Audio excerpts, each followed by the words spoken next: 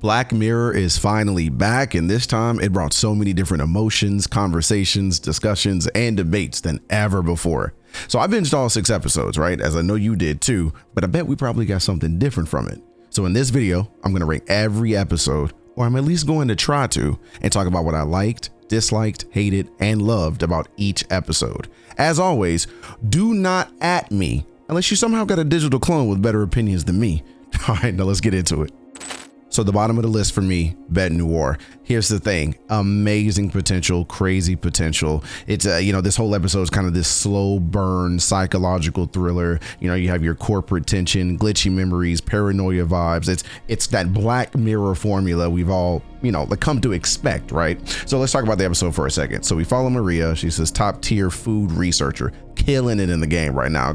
Black girl magic, you feel me? And then her former high school classmate Verity shows up at the company, and the moment we see her face show up on the screen, Black Mirror does what it does best and gets with that nonsense, you know what I mean? Maria starts misremembering names, writing emails, swears she's never typed letters, just losing her grip on reality. And at first it's kind of brilliant, it's the quintessential gaslight. Not the way that some people use that term today, it's true gaslight. I was getting pissed off for it, you know what I mean? So I felt it, and you're watching it and you're like, is she losing it? Is somebody messing with her? Is everybody just like crappy to her? Like, what's going on? And spoiler alert, yeah, Verity built this quantum reality vending machine just to get back at Maria for bullying her in high school. And honestly, Kendrick Lamar is nowhere near the pettiness as Verity, okay? But then here's the problem. It all falls apart when we get to that dumb ending. After all of this slow build up, all of that tension, all of that, oh, what's really going on? What's happening? Why is everybody being a jerk to her?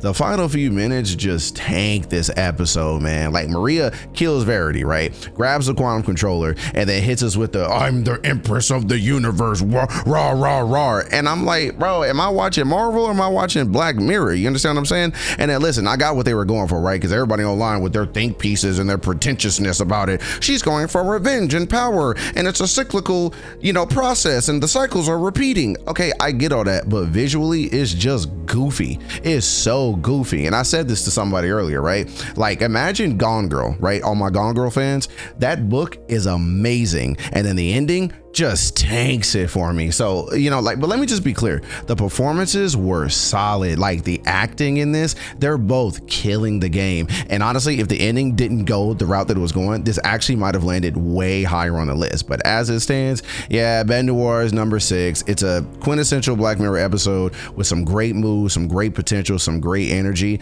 But then they went, you know what? Screw all that. CGI me, daddy. And then we moved on. So it's kind of dumb, but let's just move on. Number 5. Now, let me just start off by saying this about Plaything. I wanted to love this episode so much more than I did. It's so good. And it's got that recipe that I usually eat up, right? It's sentient game creatures, and they're experimenting with LSD and acid trips, and they're the throwback to tech. Y'all know how I am about my vintage tech if you're not new to the channel. And in the end, it just didn't hit as hard as I really wanted it to. It's kind of like those games where you look at the trailer and it's a cinematic trailer and you go, oh, this about to be fire. And then you get the game and you like, okay, I got what you were going for, but I guess not. So here's the deal with this episode. So Plaything is this blend of timelines, right? You bounce between the 90s, and I believe it's the near future. I believe it's 2034 or so. And then you meet Cameron, who was once this hyper obsessed video game reviewer, clearly he seems like he got a couple of screws loose or something's going on. I don't know, but I fell for the guy. So then he gets hooked on this game called Thronglets. And at first it just seems like you're playing Tamagotchis, or you're playing the Sims, or you're in Chow Garden in Sonic Adventure 2, but it's way more than that. They're these little digital pets, the Throng, and then they're tied to some next level software made by my man from Bender Snatch, Colin Ridman. And then, yeah, he came back for the role, which is very clean. I'm not mad at it. He crushes this role, by the way. So then Cameron starts tripping, right? Like, both on the game and literally. Like, he's high off LSD and he starts to believe that the Throng and all their chirping and cooing and all that, like, they're actually speaking to him and talking to them. And I actually really liked that part. I thought that part was super cool. And then things take a turn because you start to understand why he's being interrogated and what's going on. And his roommate starts killing the Throng, bro, starts dumping boulders and setting them on fire. And it's crazy, right? Because you watch this dude, he's not just killing them, he's like torturing them. He walls them in with the boulders and sets them on fire. fire. It's like, bro, you're clearly a psychopath. You clearly are a sociopath. Like, please stay away from the rest of us in society, even in Black Mirror terms. So going back to the fundamentals of the episode, right? Visually, this episode is gorgeous to watch. It's got this vintage cyberpunk meets retro gaming aesthetic that I'm really into right now, and I was vibing with that heavy. They all nail their roles. Like they bring this kind of weird yet wise, unhinged energy, and it really sells you into the episode. And then you're listening to Colin talk, and you're really into him. You feel like you're back in Bandersnatch, and you're kind of like, hey man, why are you even on medication? I'm kind of vibing with what you're saying. Right? Then we find the Bête Noire situation again. I just really didn't like that ending. There's this whole buildup like something huge is about to happen. And when he points to the camera and he's like, but the system can, when it comes to reading code, I thought it was about to be like this super badass twist or big thing that we're about to hit. And really it's just, digital enlightenment. Got it. Bye. Like, I don't know, man. Like, I just wanted more. I was just expecting more, but I really did enjoy it. I liked it a lot. The whole sentient thing, the virtual life is real life thing. That's really what I'm into. But when you just compare it to other episodes of the season, it just didn't linger the way that others did. So yeah, Plaything has to be number 5. Solid concept, cool visuals, great performances, just let down by an ending that felt like it was a bit rushed. Okay, number 4. Hotel Reverie. This episode, man, I loved it. Love the premise, love the aesthetic. And Emma Corrin absolutely crushed it. Like, this is some of the best acting I've seen in the Black Mirror episode, period. And not just this season. I'm just talking every season. She had that old Hollywood energy with this eerie self-awareness. Like, it just made it really easy to enjoy this story. Now, the whole setup here of this episode is basically this kind of sci-fi love letter to classic cinema. It's really cool, actually, with a side of existential dread. Now, to kind of summarize the episode, Issa Rae, who plays Brandy Friday, is this big name actress who's tired of being typecast and then signs on to remake a Casablanca style kind of classic using AI. But instead of just acting in the movie, she's actually going to get plugged into it, like full-on simulation style. So think of Matrix meets Turner Classic Movies, So her love interest in the film, Clara, is played by Corrin, and she's an AI recreation that, thanks to Brandy, starts to become really self-aware. And the moment that spark hits, everything spirals. And you can kind of feel the heartbreak coming, but it's Black Mirror, so like you'll still cry about it, but you'll be really mad that it happened. Here's the thing about this. I would have honestly ranked this much higher if Issa Rae's acting wasn't so bad. Look, I like her. I really do. She's great and Insecure. She's awesome. She's hilarious. She's queen, right? But here in this episode, I don't know if it was the tone. I don't know if it was the direction. I don't really know if she was just not the right fit for this story, but her acting really just didn't match up against any other co-star. I'm even putting Awkwafina over her, and that hurts to do. It's like Corrin was acting in like this Oscar bait drama, and Ray was just kind of, like, yay, I get to be on Black Mirror. I'm on season 7. I'm kind of happy to be here. And that contrast, I don't know, it was just a little jarring. And she didn't really ruin it. She did not ruin this, but she definitely made it harder to be immersed and stay in the story. Taking that feedback aside, the core story, absolutely beautiful. 2 women from 2 worlds, one real, one digital, finding each other in all this chaos and this nonsense, trying to break out of the script. Literally, I might add, it's super poetic in that signature Black Mirror kind of way. And for someone like me who really didn't enjoy season 5 or 6 that much, shout out to them getting back to their roots. Also, speaking of getting back to their roots, I see what y'all doing trying to make this the San Junipero of the newer seasons. Good for you. That's not in my top 5 like it's in everybody else's top 5, but a really good episode, and this makes me just want to rewatch it. So yeah, Hotel Reverie makes my number 4. The story stuck with me. The message about the soul of art and getting back to where we came from and respecting cinema, so relevant today. I really appreciate it. Everything landed. I wish Ray just kind of brought it a little more, but the episode as a whole, amazing. Loved it. I recommend you watch it. It's probably cracking everybody else's top 3 and top 2. Great work. Now let's get to number 3.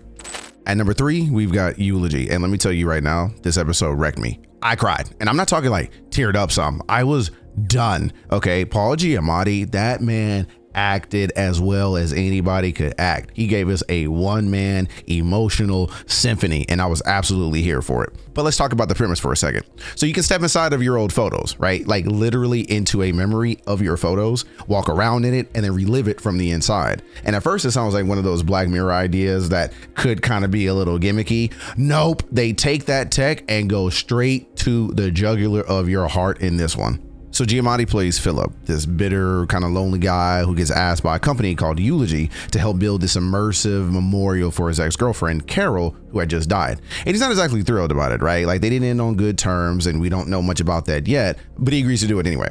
And through this tech, he starts sifting through these old memories, through photographs, starts going into photos from the past. But the thing is, he can't see her face in any of them because it turns out he's literally defaced every single picture after their breakup, and now, even with all this tech, he can't remember her.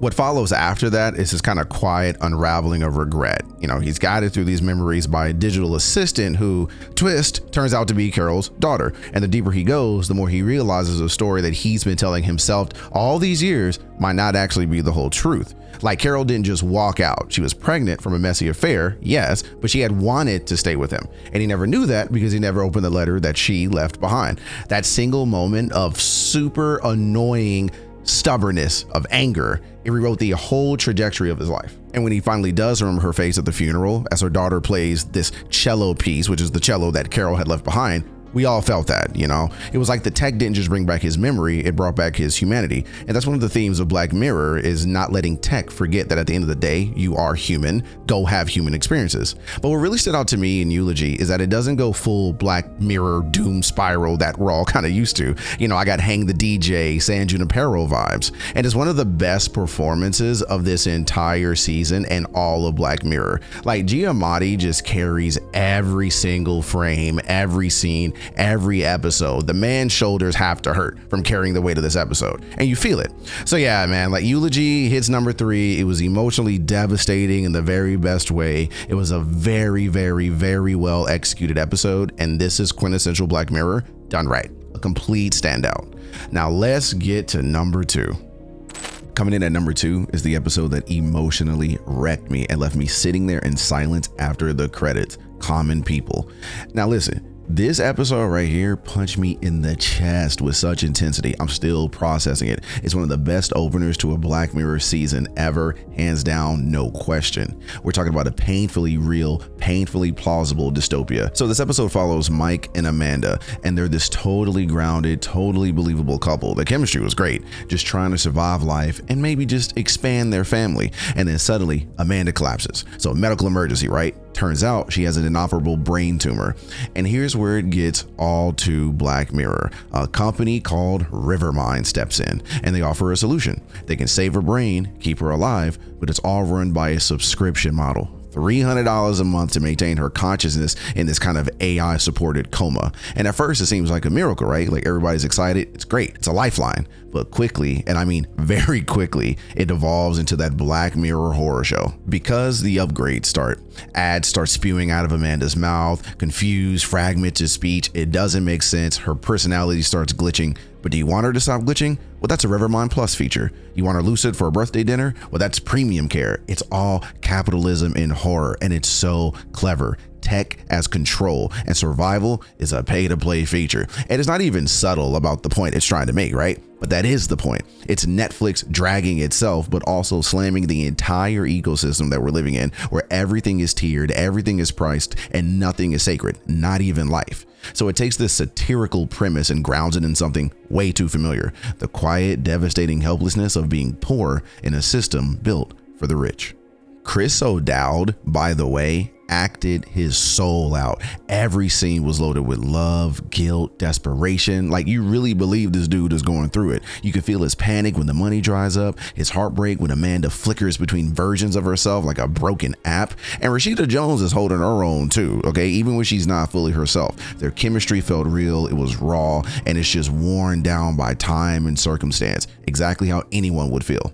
And let's talk about that ending, that inevitable slow motion heartbreak of realizing there's just no way out of that, and that love doesn't win against corporate billing cycles, that sometimes letting go is the only mercy left, and it hurts. And it's one of the few Black Mirror episodes where I saw the ending coming and it still broke me. And what's wild is, despite all that despair, Common People leaves you with something to chew on. It's not just sci-fi, it's social commentary. It's real world trauma, gift wrap in a digital metaphor. And this is the kind of episode you bring up in group chats and then you can't stop thinking about for days. So yeah, Common People takes the second spot, brilliantly executed, emotionally devastating. It is literally everything Black Mirror is supposed to be and more. Now let's get into number one. And here we are in number one, USS Callister Into Infinity. Now I'll be honest, this one had me on edge. For a second, I thought it might not make the top spot. Maybe it'd land at number 2 or number 3, but there's just something about the way this episode flows. It just hits different. So let's start with the context, right? This is the first ever Black Mirror sequel, a follow-up to the iconic USS Callister from season 4. And if you've never seen the original, like, you can still enjoy this, but trust me, it's a whole other level if you're already familiar with the first one. And it continues the story of Robert Daly's digital clones trapped in this warped Star Trek era fantasy world. But this time, it's not just about survival, it's about autonomy, it's about freedom. So the digital crew, led by Nanette, is still stuck in Infinity, but they've evolved. They're pirates now, fighting their way through a universe full of sociopathic gamers, and they're weird in this episode. Just watch it. And things aren't pretty, you know, and the stakes way higher than they were before, because they're no longer just escaping Daly's clutches. Now they've got to figure out how to survive, how to live in a universe where everyone is out for themselves. And this sequel is loaded with fun moments and callbacks. It's got that geeky humor that we love, twists and turns that keep you guessing, and man, Jesse Plemons brings his A game, even in a brief cameo. And I'm telling you, that man has power. The acting, the dynamic between the cast, and the way they bring back that perfect balance of dark humor and tension. Chef's kiss. By the way, one of the funniest episodes of Black Mirror I've seen in a while. It is so funny, trust me. But here's the kicker. Despite being all over the place with the ideas and themes of this episode, it actually works. It's entertaining as hell. It's the most entertaining episode of Black Mirror this season. It's action-packed, it's got heart, and the callbacks, oh yeah, them Trekkie moments hit me hard. I'm not ashamed to say that. I geeked out. And there's just something about Into Infinity that just clicked for me. You know, the pacing, the tension, the way they tied everything back together without making it feel like a cash grab. Because, by the way, it's the highest budgeted episode of the season. I didn't know that, but it definitely shows. You can feel the production value in this episode. And by the end, it's not just about digital clothes fighting for survival. It's about identity. It's about consciousness. It's about fighting for the right to exist on your own terms. And yeah, it got me thinking about the future AI a little bit, of identity in a digital world and what that freedom even means when you can be copied at will.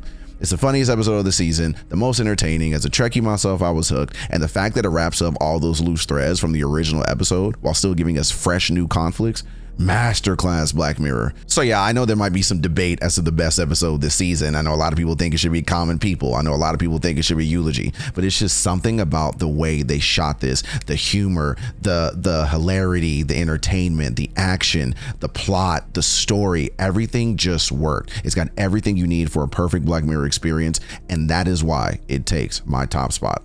I loved it. By the way, I know I gave a lot of credit to Jesse, but Jimmy Simpson makes this episode truly. He is hilarious. He's funny. I didn't expect to enjoy his character so much. Oh my God. Good job, bro. Good job.